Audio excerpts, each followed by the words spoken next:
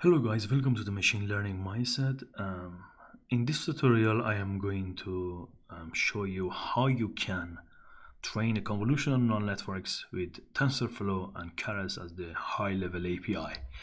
Here I am loading the TF-Kers dataset model with load model object. So let me show you what it does. So it just has a simple pass parameter, nothing else. I'm just using the default that Kers and TensorFlow are using by themselves. So this is the way that two tuples basically back to back are going to be fed, and then it says standard data processing. The images are actually in the dynamic range of 0 to 255.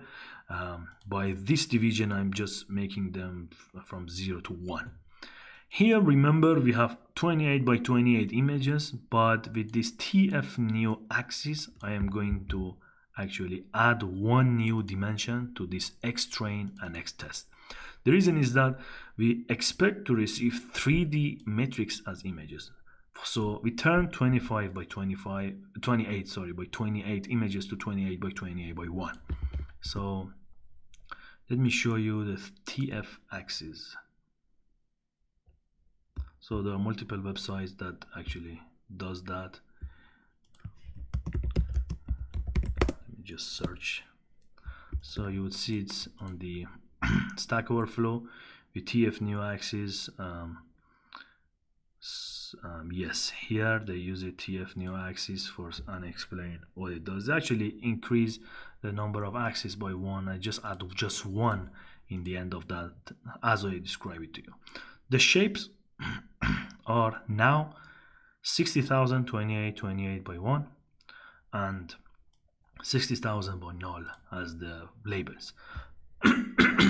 Excuse me. So here I am going to visualize, as you can see, 16 of images. I encourage you to go and dig deeper into the way that I'm using this visualization. So as you can see, these are some results from the training data sets, and then later on I'm using this TF-Kers sequential to append different layers on top of each other to create our whole model. So you would see we have convolutional 2D, max pooling, and flatten and dense layer. So the convolutional layers 2D has different elements. The first one is actually the number of output filters. We have 3 by 3 kernels. The activation is ReLU in general, and the input shape is something that we define for the Kers. So let me show you the TF-Kers conv2D functions.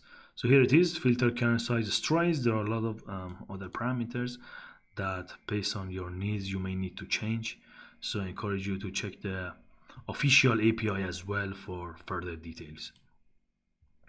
Alright, in the end, after convolutional layers, I'm just using the flatten layers to make everything vectorized, so I can feed it to a dense layer, fully connected layer, and the output would be number of classes, because based on number of classes we need a softmax to classify them.